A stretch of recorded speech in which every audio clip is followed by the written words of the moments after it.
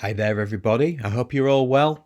Today, we're going to be thinking about rules. Over the next few weeks at church, we're going to be hearing about the Ten Commandments. And today, we're just going to spend a few minutes now thinking about why we need rules. Well, rules are there for our good. And we see rules all over the place, don't we? Now, I think we all know we like to be with our friends, and I know there's someone in Sunday school who loves these two, and they like to have a hug and they like to be close to each other, but that's one of the things we can't really do the same at the moment, because we know because of the coronavirus, we've been told we've got to stay a little bit apart from each other.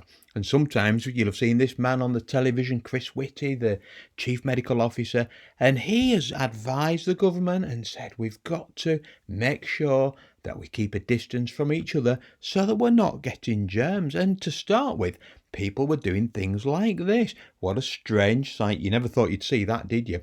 And the other thing, of course, we've all been doing this. I hope you're doing lots of this. Oh, wow. Oh, washing your hands 20 times a day, it's unbelievable, isn't it? But we've got to do it, so keep on doing it, everyone. Now, the other thing that we know about is that we've got to stay apart from each other. 2 metres apart, well, that's a really strange thing. When you go to the park, you've got to do that.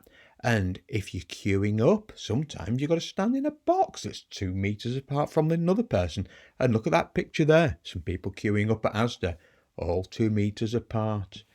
If you go to the park, you see signs up giving you rules. There are lots of rules that we didn't even think that we would need to have. Sometimes a line drawn or taped on the floor showing us just how far we can go.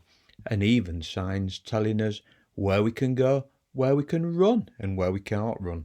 Well, we've heard all sorts of things from this man, haven't we? From Boris Johnson, and we know that he's been poorly and we're glad that he's getting better. But, he's been telling us, he keeps reminding everybody that the rules are there to help us, and the rules are designed to keep us safe. The rules are there for our good.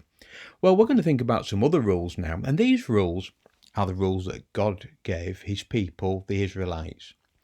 They'd had a time where they'd been walking through the wilderness and they'd been led by Moses, and those people, they really needed some rules to show them how to live, and God gave them some rules. We know these rules as the Ten Commandments, and you can read them fully in Exodus chapter 20. What we've got for you today is just a shortened version. So, number 1 then says, put God first.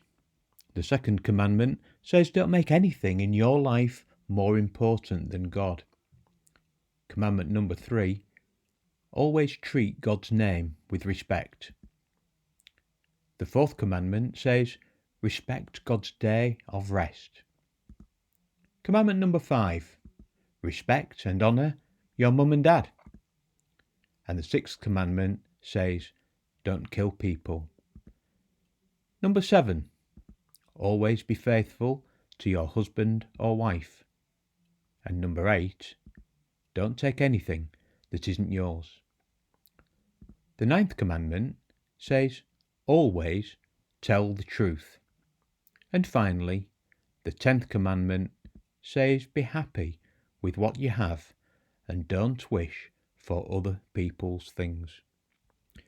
We're going to finish now with a song, which is called the Ten Commandment Boogie.